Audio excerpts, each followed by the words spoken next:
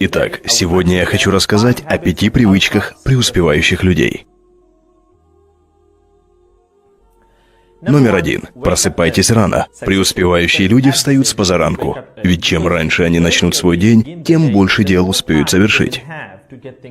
Не забывайте, кто рано встает, тому Бог подает. И, конечно, кто рано просыпается, тот хорошо будет спать ночью. Если очень уж трудно подняться, заведите себе особенно звонкий будильник, такой, что мертвого разбудит. И обязательно поставьте его подальше, чтобы невозможно было дотянуться с кровати, чтобы приходилось вскакивать и бежать через всю комнату.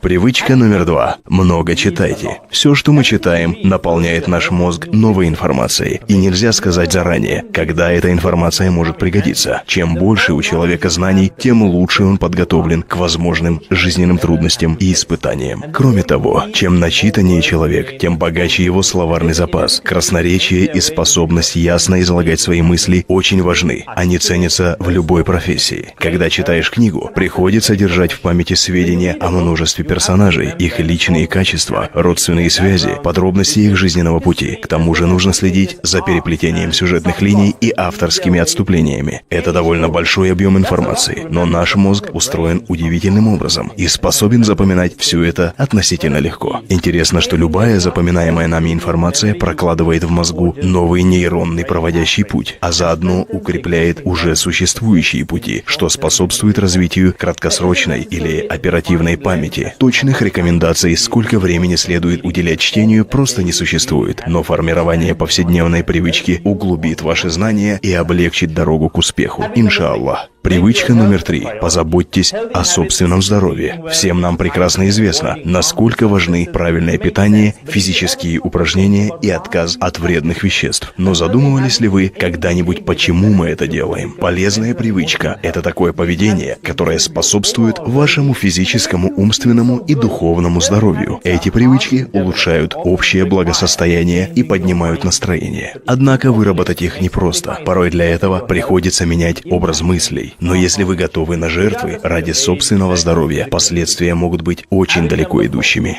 Привычка номер 4. Не равняйтесь на других.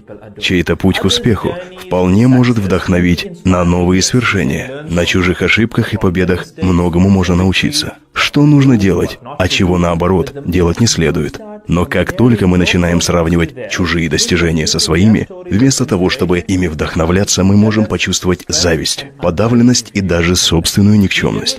Просто комплекс неполноценности. Все мы меряем по окружающим свои успехи и неудачи, обычно равняясь при этом на более преуспевающих людей. Действительно, не видя, чего достигли другие, как понять, что вообще возможно. Я имею в виду, как еще понять, на что мы способны. Но по мере карьерного роста, это постоянное сравнение может привести к развитию профессиональной зависти. И если это чувство вовремя не пресечь, оно способно вызвать излишний стресс и помешать нашему собственному успеху. Поэтому очень важно распознать в себе это чувство зависти, ведь то время и силы, которые мы тратим, переживая о чужих делах, можно и нужно потратить на развитие собственной карьеры и улучшение своей жизни. Преуспевающие люди понимают, что их жизненный путь уникален и ни с чем не сравним.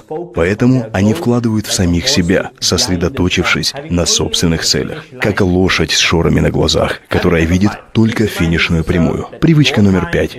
Постоянно напоминайте себе, что ваше время ограничено и не бесконечно. Это поможет прожить каждый день как последний в своей жизни и усердно трудиться день за днем для достижения своей мечты, чтобы оставить после себя буквально легендарное наследие. Успех – это путешествие, которое преодолевается шаг за шагом. И каждый шаг – это урок, это улучшение и исправление. Успешные люди движутся всегда вперед, навстречу следующему испытанию и жизненному уроку. На этом позвольте закончить сегодняшний урок. Итак, учитывая все вышесказанное, давайте использовать эти 5 привычек как начало отсчета, как начало строительства успешной жизни в нашем понимании.